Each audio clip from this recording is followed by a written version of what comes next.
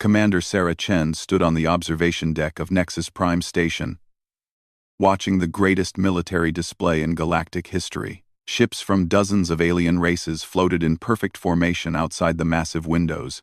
Each vessel represented thousands of years of technological advancement, and each one made her own ship look like a primitive toy. The Zephyrian dreadnought caught her attention first. It was beautiful in a deadly way, all flowing curves and gleaming metal.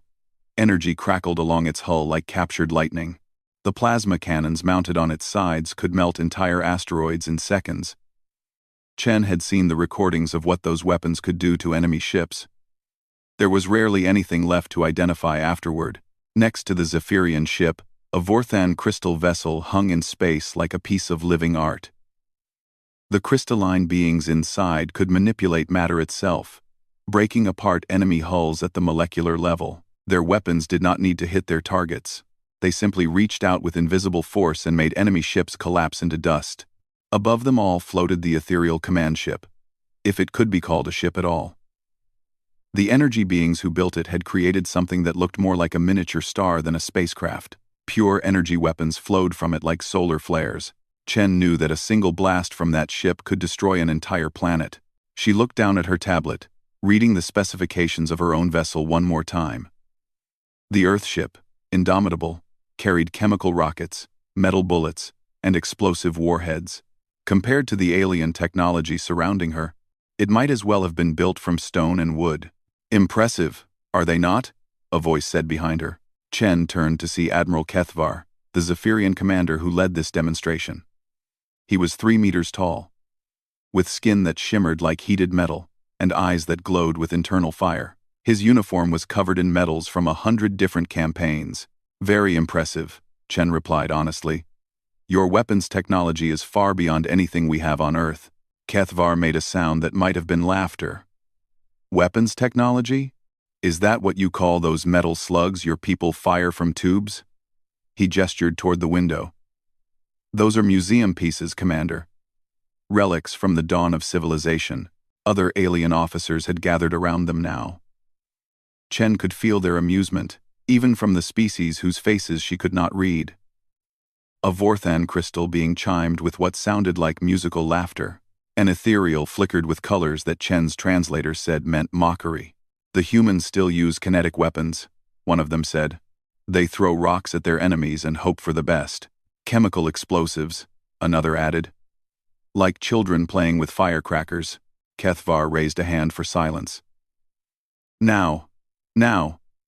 We should not mock our newest members. After all, every species must start somewhere. He turned back to Chen. Tell me, Commander, what is the most powerful weapon your people have created? Chen thought carefully before answering.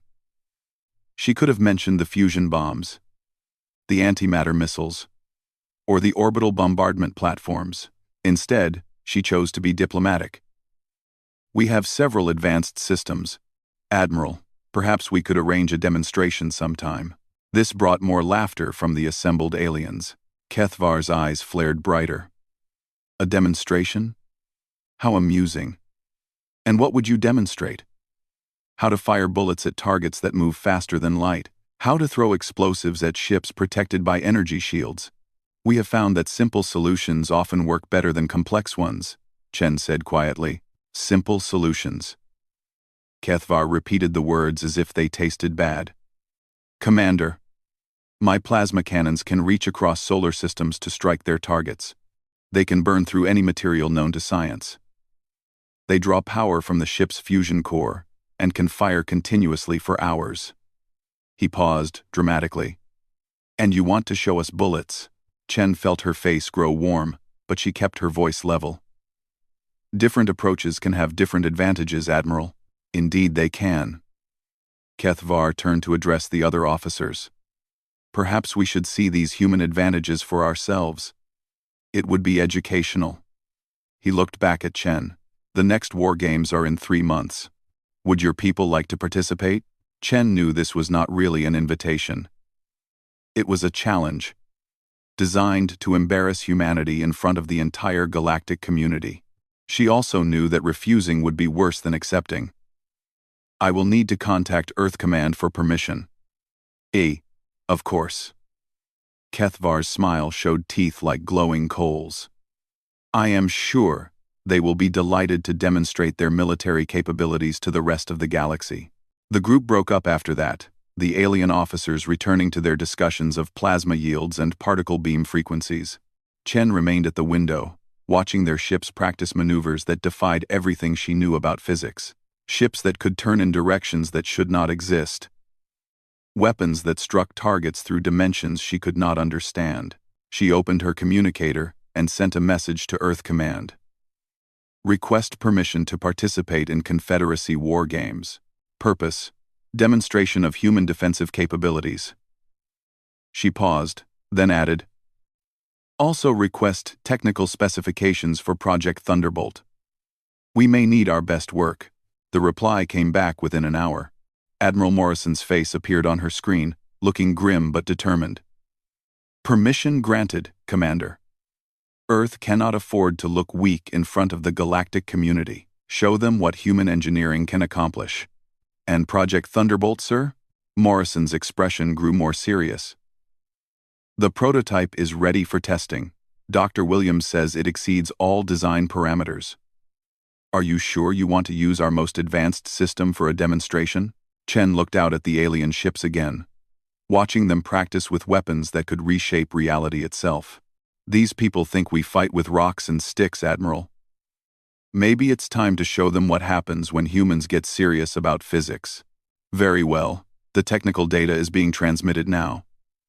Commander Chen? Morrison's voice grew quiet. Make us proud. Number place. Chen closed the communicator and returned to watching the alien fleet practice. Their weapons were beautiful, elegant, and incredibly powerful. They represented the pinnacle of galactic military science. She smiled as she thought about what humanity was about to show them. Sometimes the old ways were indeed the best ways. And sometimes, simple physics could be more devastating than the most complex technology. In 3 months, the galaxy would learn that lesson. She just hoped they were ready for it. 3 months later, the Kronos asteroid field buzzed with activity. Hundreds of ships from across the galaxy had gathered for the annual Confederacy war games. The massive space rocks that filled this system had been used as targets for over 1,000 years, their surfaces scarred and melted by countless weapons tests. Captain Sarah Chen, newly promoted after her performance at Nexus Prime, stood on the bridge of her ship. The Earth destroyer Defiant was small compared to the alien vessels surrounding it. At only 300 meters long, it looked like a child's toy next to the kilometer-long Zephyrian dreadnoughts and the crystalline Vorthan battlecruisers. Captain, her communications officer called out. We're receiving the target assignments for today's demonstrations. Chen nodded. Put it on the main screen, Lieutenant Parker. The holographic display showed the asteroid field with dozens of targets marked in different colors. Some were small rocks meant for accuracy tests. Others were massive chunks of metal and stone designed to test raw, destructive power. The largest target caught her attention immediately. That's a big one, her weapons officer, Lieutenant Rodriguez, said quietly. The target asteroid was enormous, measuring 3 kilometers across and composed of solid, iron, and nickel. Its surface gleamed dully in the light of Kronos Prime, the local star. According to the data, it had survived over 50 years of weapons testing. Plasma cannons had melted portions of its surface. Particle beams had carved deep channels across its face, but the core remained intact. Captain Chen, Admiral Kethvar's voice filled the bridge as his face appeared on the communication screen. Welcome to the war games. I trust your ship is prepared for today's demonstrations. We are ready, Admiral, Chen replied. Thank you for allowing us to participate. Kethvar's glowing eyes seemed amused. It is our pleasure. I have taken the liberty of selecting a target appropriate for your weapons capabilities. He gestured toward the massive iron asteroid. That should provide adequate resistance to your kinetic projectiles. Chen studied the target more carefully. She could see the wisdom in Kethvar's choice. The asteroid was too large and dense for conventional weapons to destroy completely. Previous attempts had only chipped away at its surface. It was clearly chosen to demonstrate the limitations of human technology. Very generous of you, Admiral, she said. When do we begin?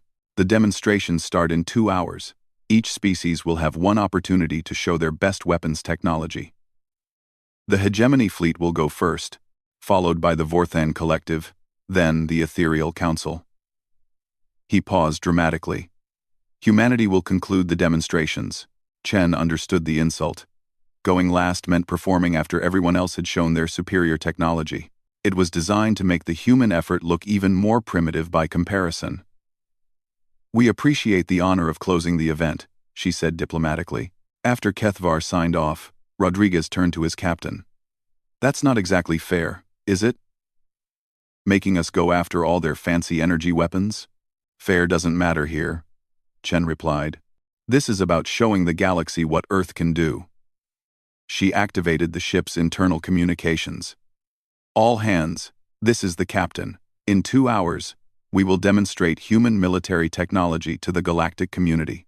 I want everyone at their best today. This is our chance to show them who we really are." She turned back to Rodriguez. "How's our special delivery coming along?" Rodriguez smiled. "Dr. Williams finished the final calibrations this morning. The railgun is operating at 105% of design specifications.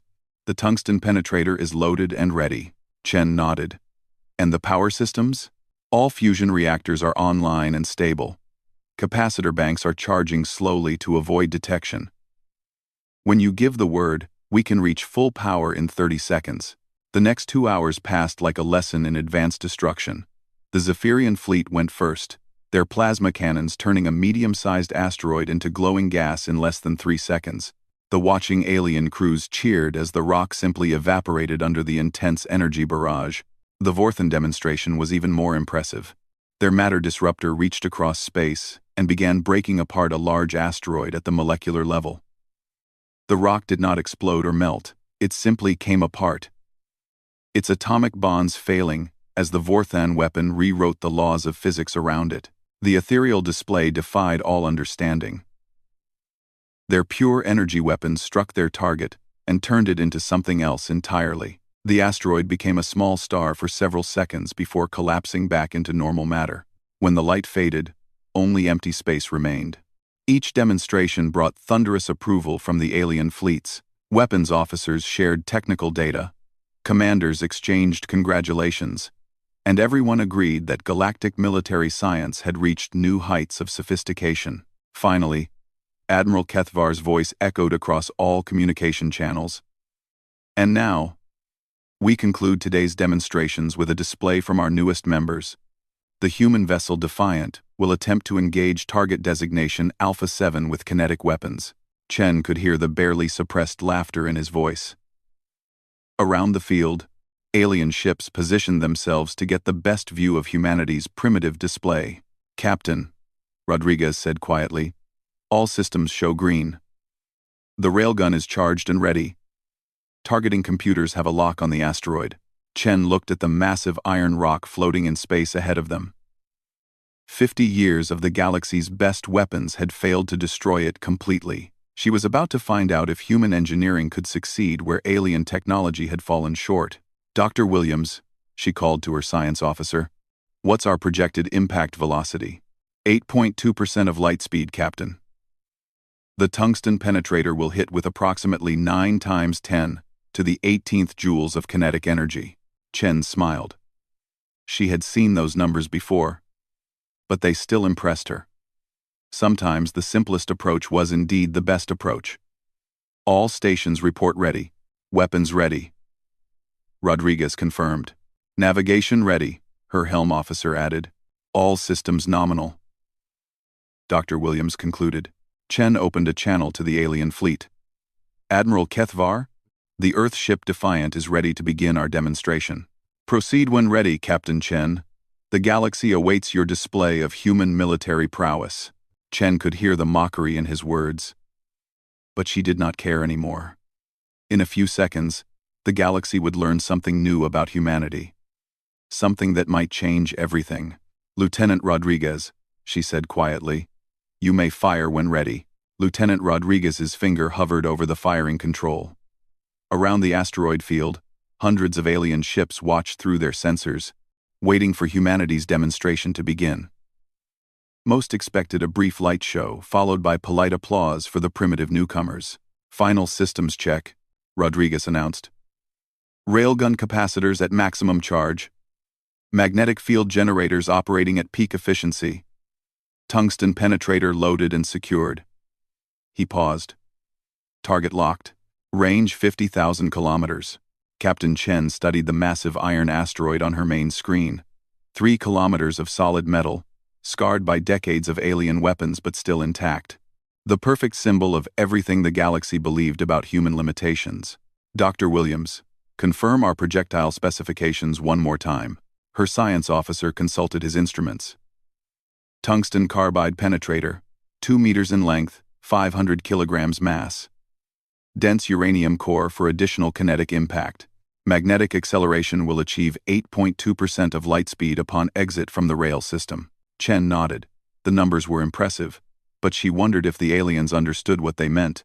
Their sensors would detect the power surge from the capacitor banks, but they had no experience with kinetic weapons operating at these energy levels.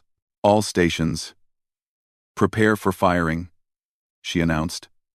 This shot represents 3 years of human engineering and the reputation of our entire species. Make it count. End quote. Rodriguez began the final countdown. Magnetic field alignment complete. Power flow initiated. Capacitor discharge beginning in 10 seconds. The bridge lights dimmed slightly as enormous amounts of electrical energy flowed into the railgun system. Outside, the alien fleets watched their sensor displays with growing confusion. The human ship was drawing massive amounts of power, far more than should be possible for a simple kinetic weapon. Energy readings climbed past the levels used by most plasma cannons. Admiral Kethvar frowned at his tactical display. Navigation, confirm the human power output readings. Confirmed, Admiral. They are drawing 1.7 terawatts from their fusion reactors. That is more power than our main plasma batteries require. For a kinetic weapon? That makes no sense. On the Defiance Bridge, Rodriguez completed his final checks. Magnetic acceleration field at maximum strength. Tungsten penetrator positioned for optimal launch trajectory. All safety systems disengaged. He looked at his captain. Ready to fire on your command. Chen took a deep breath. This moment would define humanity's place in the galactic community for generations to come. Fire. Rodriguez pressed the firing stud. The railgun system discharged every joule of stored energy in less than 3 milliseconds.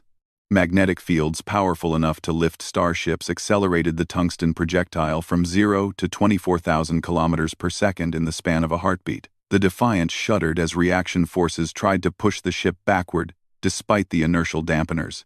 To the watching alien fleets, the human weapon seemed disappointingly quiet.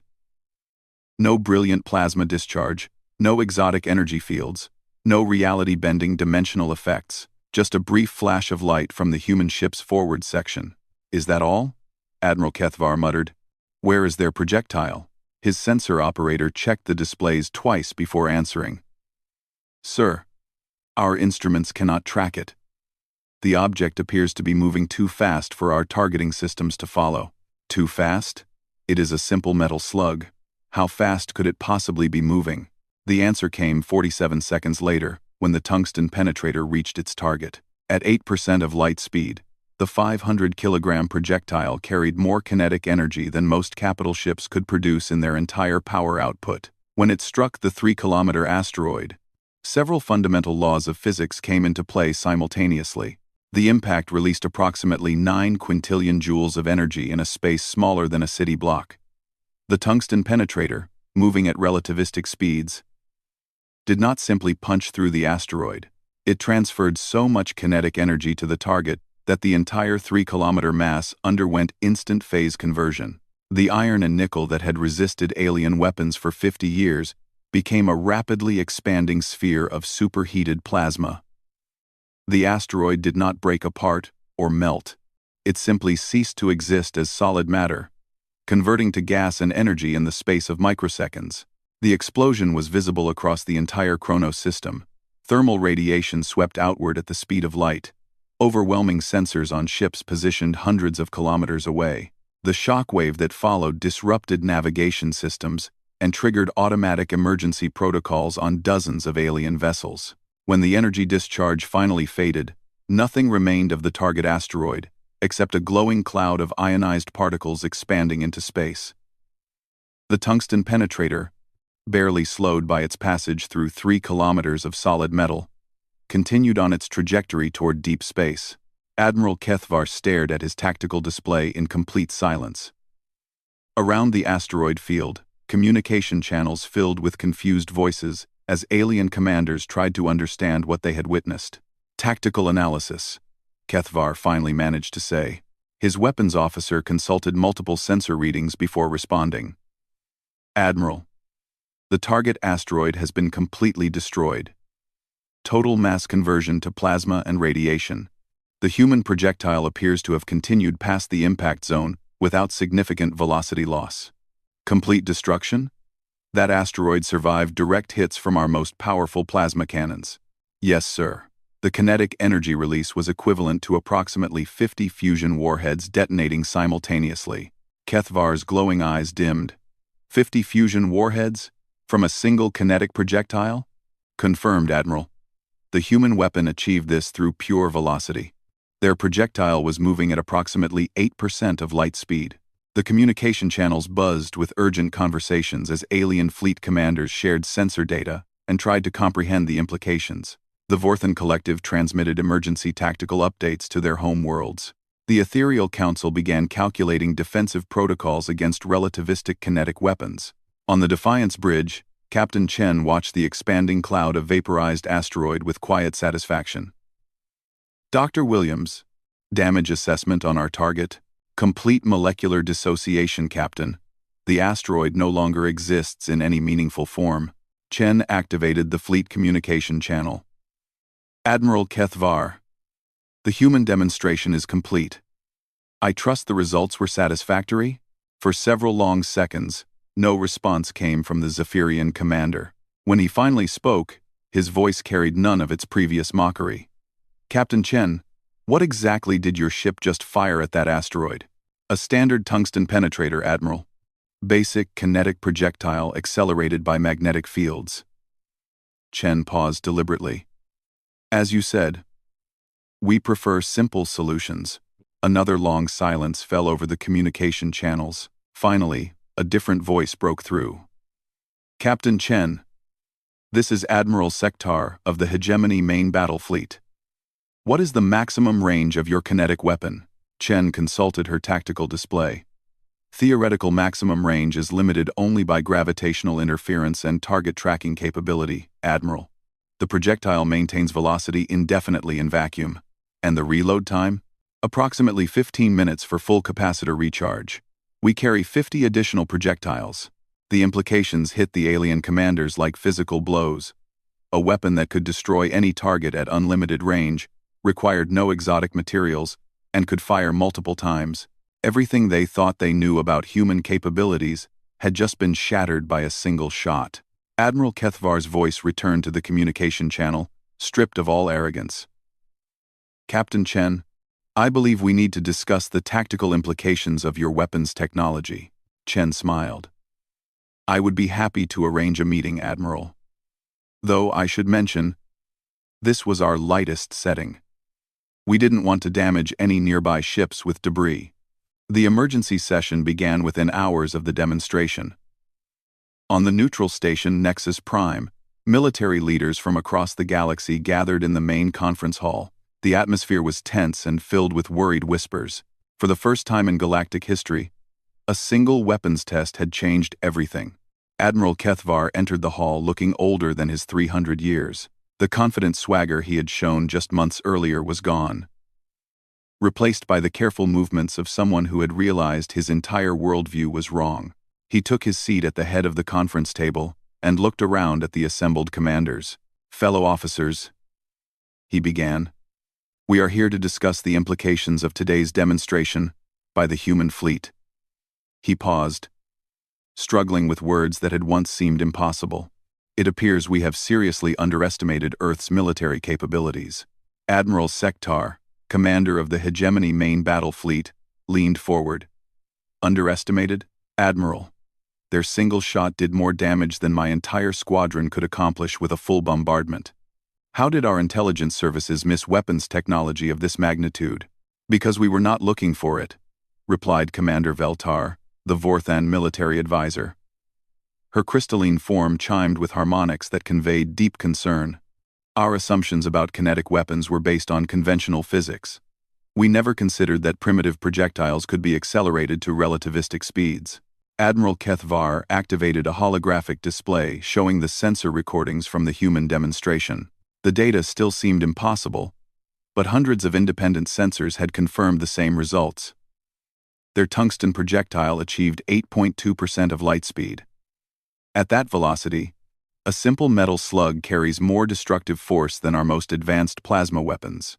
The tactical implications are staggering, added General Mordak, the Hegemony's chief military strategist.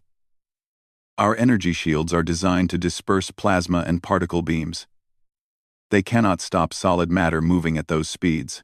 The room fell silent as each commander contemplated their suddenly obsolete defensive systems. Shields that had protected their fleets for centuries would be useless against human railguns. Worse, the humans had implied this was their standard armament. How many of these weapons do they possess? Asked Admiral Kethvar. Commander Chen's voice answered from the communication system. She was attending the meeting remotely from her ship. Every Earth vessel carries railgun systems as primary armament. Admiral, our orbital defense platforms, planetary installations, and merchant vessels are similarly equipped.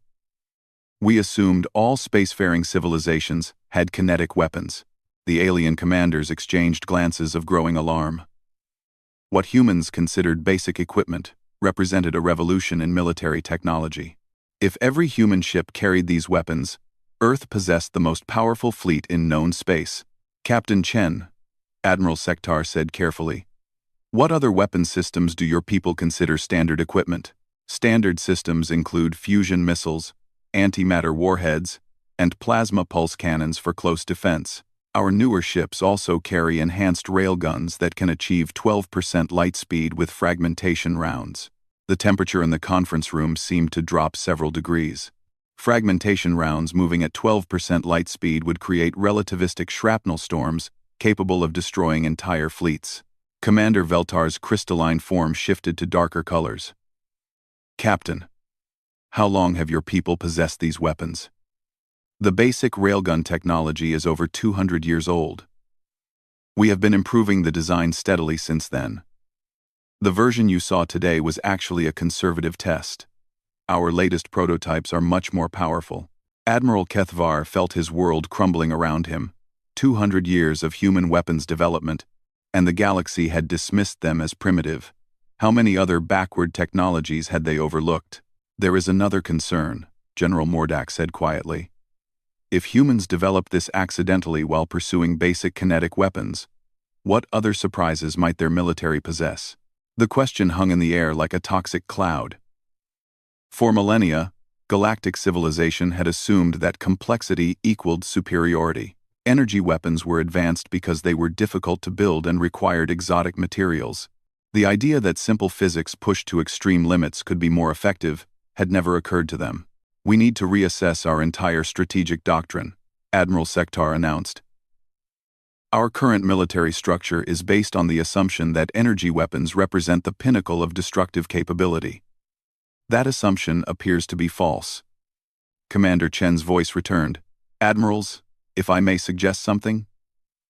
Humanity has no desire to dominate the galaxy or threaten peaceful civilizations. We developed these weapons for planetary defense against potential threats. Perhaps we could discuss cooperation rather than conflict. Cooperation? Admiral Kethvar asked. What did you have in mind? Joint defense agreements, technology sharing, combined fleet operations. Earth is willing to provide kinetic weapons support to Confederacy worlds in exchange for access to your energy technologies. The offer was simultaneously generous and terrifying. Human kinetic weapons combined with alien energy technology could create hybrid systems beyond anything currently imagined. but it also meant accepting that humanity was now the dominant military power in the galaxy. "There is precedent for such arrangements," Commander Veltar observed. "The Confederacy was founded on mutual defense and technology sharing, but never with such a dramatic power imbalance," General Mordak pointed out. "No single species has ever possessed such overwhelming military superiority." Captain Chen's response was diplomatic but firm. "With respect, General, Earth does not seek superiority. We seek partnership. However, we will defend our interests and our allies with whatever means necessary." The message was clear. Humanity preferred cooperation, but they were prepared for conflict if necessary. Given their demonstrated capabilities, conflict was the last thing any sane commander would want. Admiral Kethvar made the decision that would reshape galactic politics for centuries to come. "Captain Chen, on behalf of the Confederacy Military Command, I would like to formally invite Earth to join the Galactic Defense Council as a full partner. Your people's technological contributions would be invaluable to our mutual security." "Earth accepts your invitation, Admiral. We look forward to working together." As the meeting ended and the alien commanders began planning for a new era of galactic defense, one thought echoed through every mind in the room. The galaxy had spent thousands of years perfecting exotic energy weapons while completely ignoring the devastating potential of simple kinetic physics. It was a mistake none of them would ever make again. In her cabin aboard the Defiant, Captain Chen reviewed the day's events with quiet satisfaction. Humanity had gone from galactic laughingstock to indispensable partner in the span of a single weapons demonstration. The species that had once mocked their primitive projectiles were now begging for protection under the umbrella of human firepower. She opened a communication channel to Earth Command. "Admiral Morrison, the demonstration was successful. The Confederacy has invited us to join the Galactic Defense Council as full partners." Morrison's face appeared on her screen, showing a mixture of pride and amazement. "Outstanding work, Captain. How did they react to the railgun test?" Chen smiled. "I think complete shock would be an accurate description, sir. They had no idea that kinetic weapons could achieve these performance levels. And their attitude toward humanity? Let's just say they're much more respectful now. I believe we've earned their full attention." Admiral Morrison laughed. "Sometimes the best diplomacy comes from superior firepower." "Well done, Captain." "Well done indeed."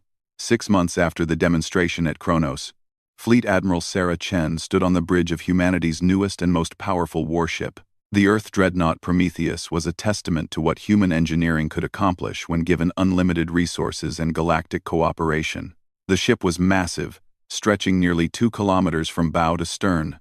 Its hull bristled with the latest in human kinetic technology, enhanced by alien energy systems. The main railgun battery could accelerate projectiles to 15% of light speed, while secondary weapons achieved 12%.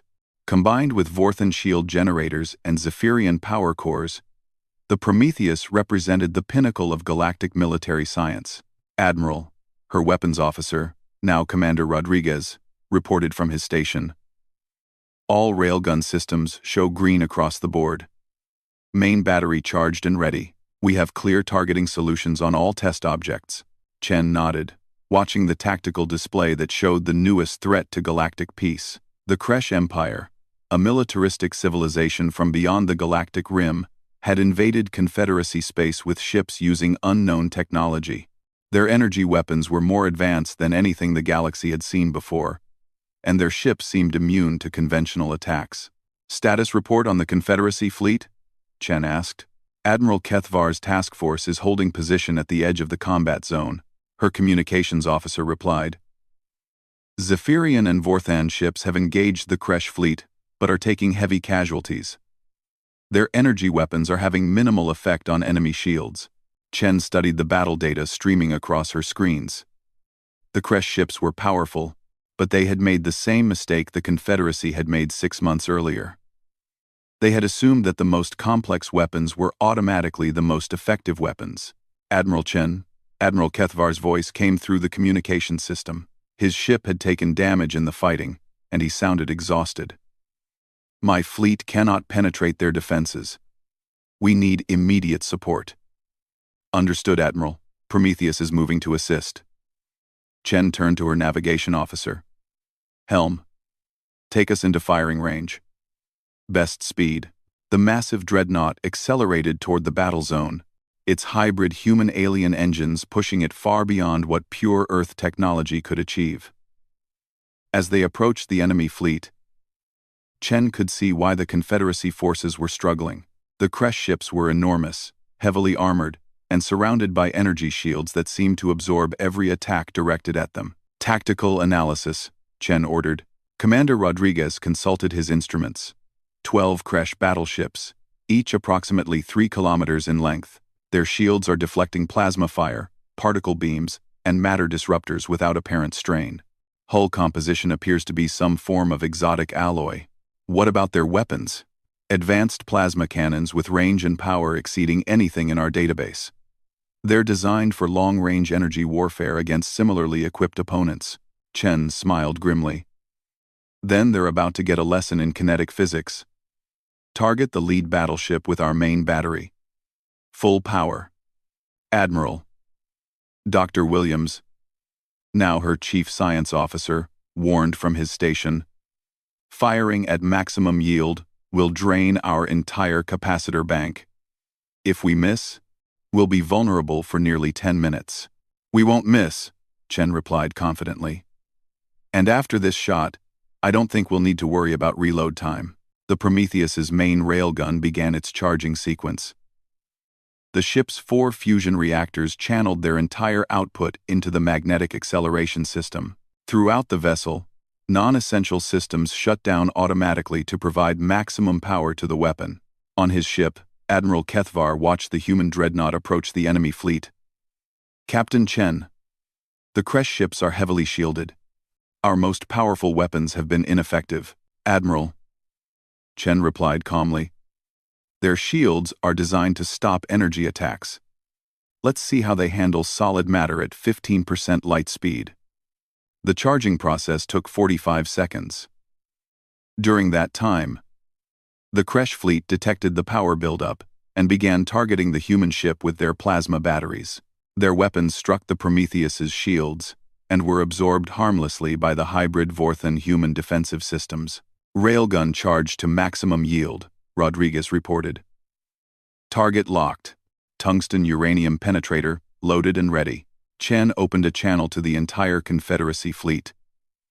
All ships, this is Admiral Chen. You are about to witness the full capabilities of human kinetic weapons. I suggest you maintain a safe distance from the target zone.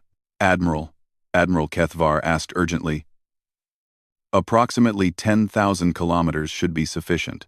Even through the communication system, Chen could hear the sharp intake of breath from the alien commanders. 10,000 kilometers was further than most weapons could even reach their targets. Fire. The Prometheus's main railgun discharged with a flash visible across the solar system. The 3-meter tungsten penetrator, accelerated to nearly 50,000 kilometers per second, became the fastest human-made object in history. At 15% of light speed, it carried enough kinetic energy to power a small star. The Kresh battleship's energy shields, designed to deflect the most advanced plasma weapons in their arsenal, encountered something completely outside their design parameters. A solid object moving at relativistic speeds did not interact with energy fields the way they expected. The penetrator passed through their shields as if they were not there. The impact was catastrophic. 3 kilometers of advanced alien warship simply ceased to exist, converted to plasma and radiation in a fraction of a second.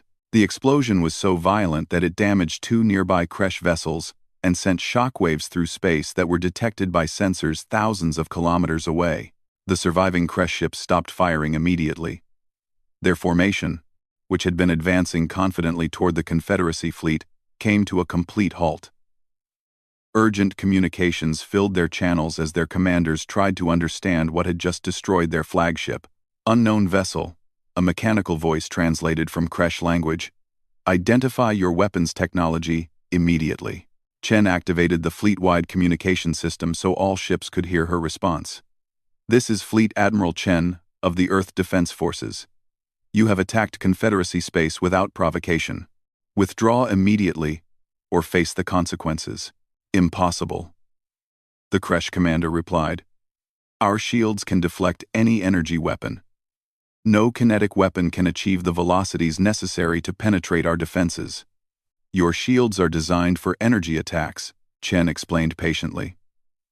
They are useless against solid matter moving at significant fractions of light speed. You have 10 minutes to begin your withdrawal. The Kresh fleet held position for exactly 9 minutes and 30 seconds. Then, without another word, they turned and began accelerating toward the edge of the system. The most advanced military force from beyond the galactic rim retreated in the face of human kinetic technology. Admiral Kethvar's voice filled the communication channels, carrying amazement and gratitude. Admiral Chen, on behalf of the Confederacy Defense Forces, I thank you for your assistance. Once again, human technology has proven decisive. It was our pleasure, Admiral. The Confederacy protects Earth's interests.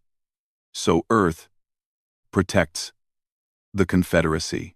As the enemy fleet disappeared into hyperspace, Chen reflected on how much had changed in just 6 months. Humanity had gone from galactic newcomers to the guardians of galactic peace. Their primitive weapons had become the foundation of Confederacy defense strategy. More importantly, the galaxy had learned that innovation came from unexpected directions. While alien civilizations had spent millennia perfecting complex energy weapons, humans had taken simple physics and pushed it to its absolute limits. Sometimes the most effective solution was also the simplest one.